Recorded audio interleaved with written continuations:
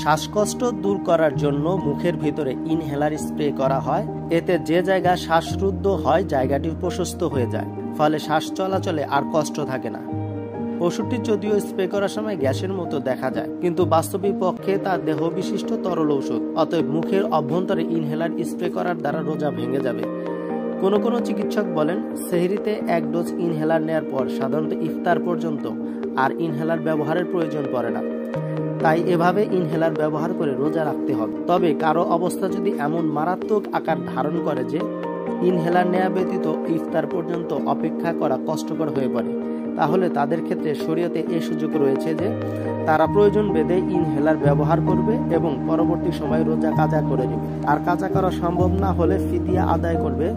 আর যদি ইনহেলারের বিকল্প কোনো ইনজেকশন থাকে তাহলে তখন ইনজেকশনের মাধ্যমে চিকিৎসা করবে, কেননা রোজা অবস্থায় ইনজেকশন নিলে রোজা ভাঙবে না।